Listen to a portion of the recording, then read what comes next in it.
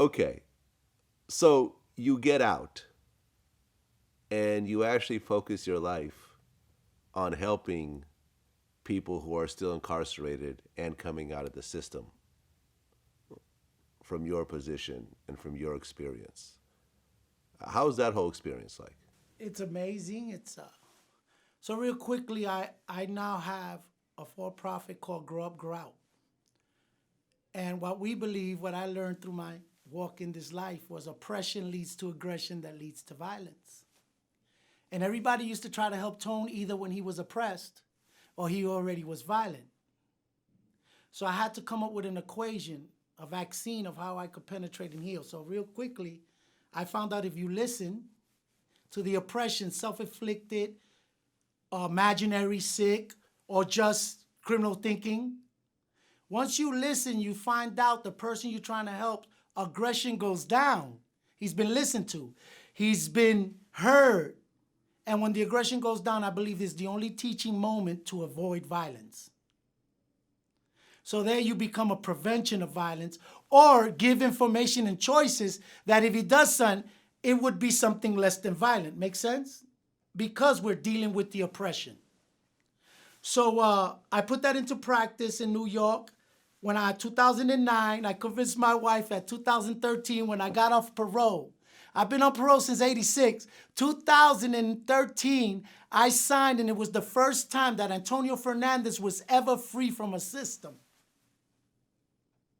And my wife, who's held me down, got a great job. I said, we got to go to New York. She said, why? I said, Virginia won't even let me work in Walmart. These people want to put me in a program, dress to impress, and teach me how to dress. And I did 13 years. I know how to dress, stupid. You get my point? There was really nothing waiting for me but her love, but nobody would hire me. So I left to New York with her, and we moved to New Jersey. And I went and I started a program in the corner of Pennsylvania and Atlantic, right where I was raised, and I caused the most harm. I did it for a year. Then I started a program called Hotspot in Newark, New Jersey.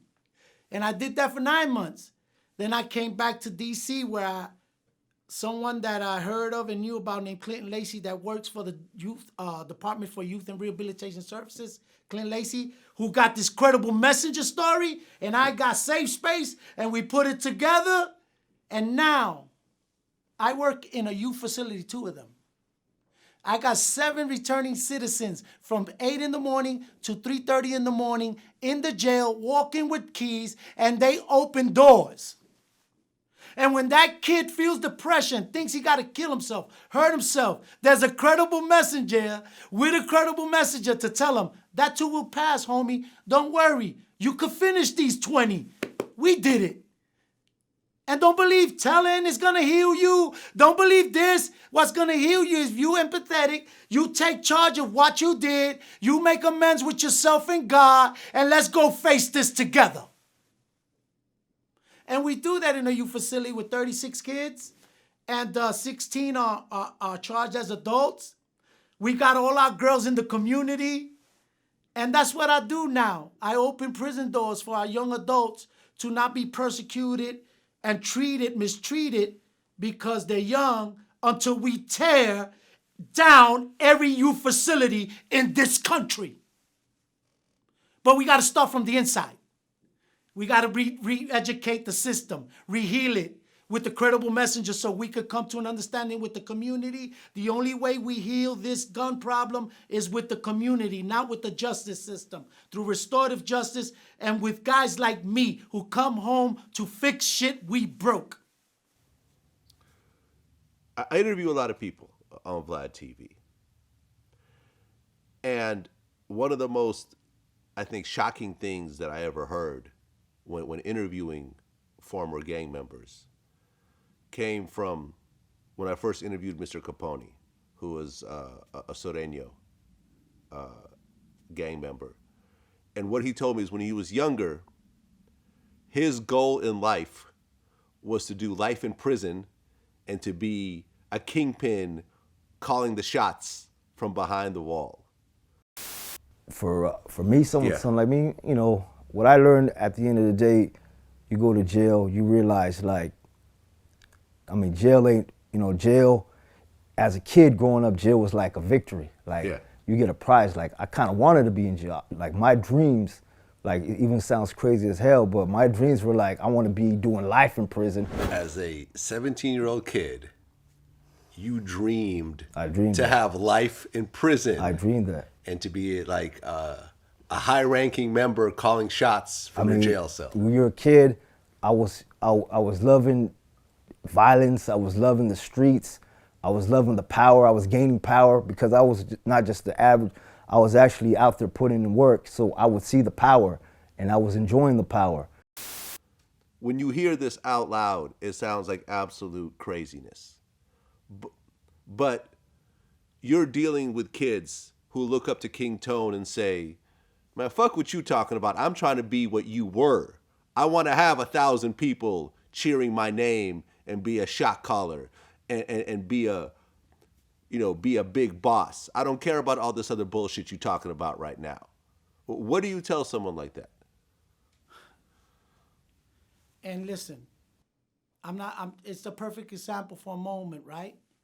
When you die, you could be honored like Nipsey Hussle, or in your community, you could remember like 6ix9ine.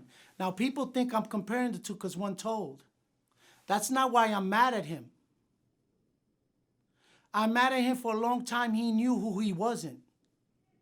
He knew what he didn't want to do. But that capitalistic pig in us of wanting and a lot of likes and a lot of hits. I never talk about the kid. So what I'm trying to tell him is this, like I did. The Latin Kings, when I joined them, I joined them. I learned, I read, I understood it. And not that it gives them the right to abuse me, because I believe if this ain't for you and Islam is, King should let you go join Islam. If you want to be a Christian, give them golden gates, let them go. So my point is, that leaves don't, if you're real about what you say, that what leaves don't make you weaker, it makes you stronger. You don't got to kill a nigga that want to leave. Go! You saving me for two real dudes who doing this and ever. So what I'm saying, if you're going to get in this life, everything ain't leading 7,000. Everything ain't glory. Like I said, I was broke. I couldn't get an apartment. The feds was always looking at me. Don't ever think they not. Even though I was trying to do good.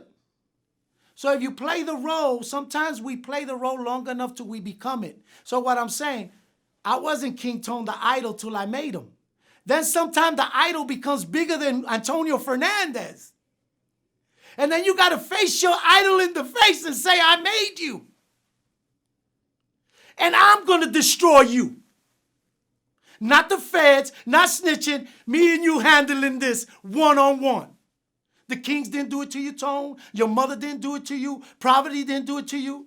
You liked it money and you liked it power.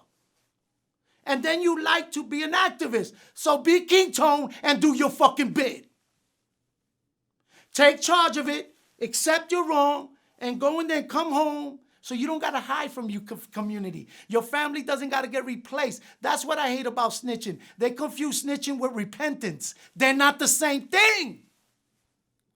So the DA sells to the community. People tell because they changed. No, people tell because you make a deal, Justice. You're not blind no more. You lifted up the fucking blindfold and you cut a deal. Jesus never cut a deal with the devil when he told him, bow down to me, when he went to him 3 times. So how the fuck does justice in America make deals with crooks?